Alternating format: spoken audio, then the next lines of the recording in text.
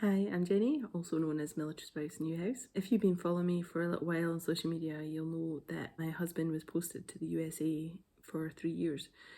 So we moved to Pennsylvania from Scotland 2.5 years ago, and in the summer we'll be moving back to the UK. So I decided I was going to do a vlog to show you a little bit about what's involved in a transatlantic move and how it all goes, so you can follow along as we go. So we're really just at the planning stage. There's not an awful lot that we can do at the moment.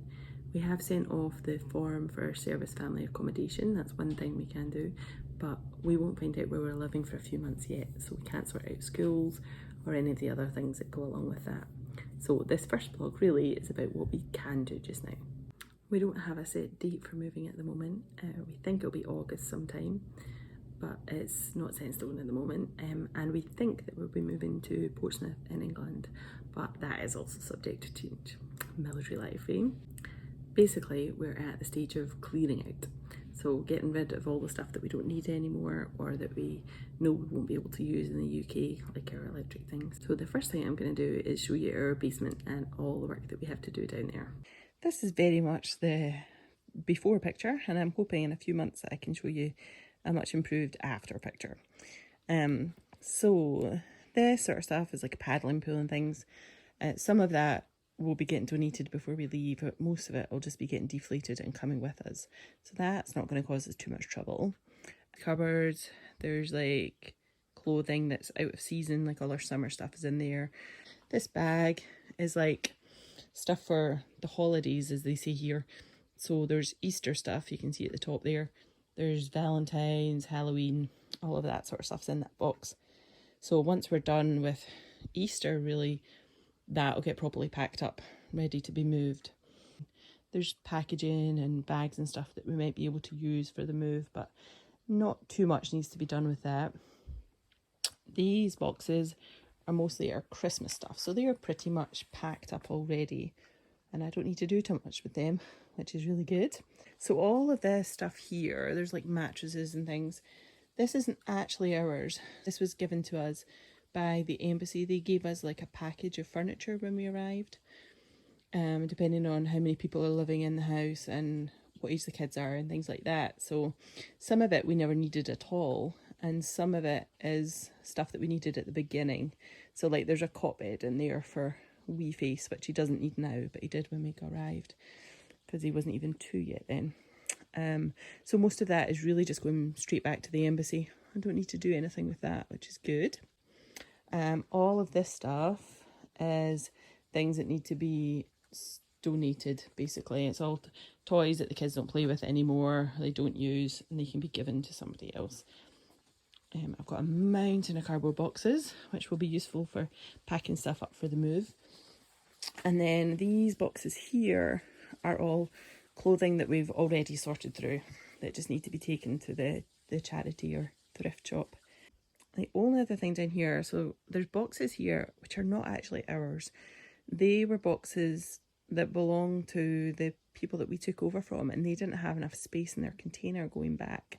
So they asked if we would see if we've got space in ours when we're going back. So if we do, we'll be able to take some of the stuff back for them.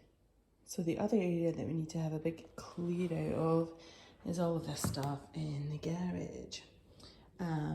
So for instance, Big Wee Face has got 2 bikes here, one with stabilisers and one that she's just learning to ride at the moment that doesn't. So the one with stabilisers is too small for her, really won't be coming back with us. That can get cleared out. And then there's things like this trike that neither of my kids would play with, right up until I tried to throw it out. And now it's like the best thing ever. So those things are going to get snuck away when they're at school one day and either sold or donated. We're also doing a lot of organising and sorting of stuff that isn't getting thrown away or donated.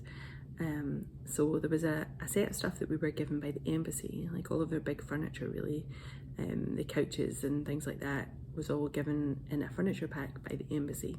So that will all go back to them. We didn't ship any of our own stuff like that over with us. There's also some things that are here that really belong to the landlord. So they left a couple of beds in the kids' room and a few bits and pieces like that. So we need to be clear what's the landlord stuff, what's going back to the embassy and what is actually ours. And there will also be some stuff that will be passed on to the next person doing this job, like plates and cups and glasses and that sort of thing. So in terms of paperwork, there's not a huge amount that we can be doing at the moment. We've submitted our form to service family accommodation, but we won't find out where we're going to be living really until a few months before we move. So there's not a huge amount that can be done in terms of that or in terms of planning schools or anything. The only other bit of paperwork we can do at the moment is in terms of exporting our goods back to the UK. So we can do that, but that's it in terms of paperwork. That will change. We know from coming here that there's a huge amount of admin and a huge amount of paperwork. It's just a little too soon to get into that, but there will be a vlog about that later on. Something else we're going to have a think about is what we're going to do with the cars. So we have 2 cars, this and a slightly bigger family car, that we're going to have to sell somewhere, but obviously that's going to be a lot later on down the track. We actually bought these cars from the person that my husband took over from in his job, so it's possible the next guy might want them. If not, we'll just need to sell them to someone else nearby. But as I say, that's not a job for just now. That's going to be within the last month or 2 before we leave.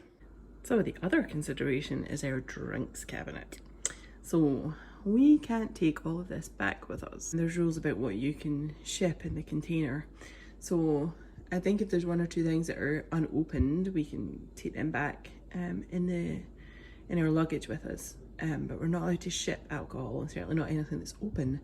So we can't take this back with us. We had the same problem when we were leaving Scotland, obviously, that we couldn't bring any alcohol with us here. But then we just had a big party. We threw a leaving party to say goodbye to all of our friends and told them that they weren't allowed to bring any alcohol with them. We all drank our way through our drinks cabinet.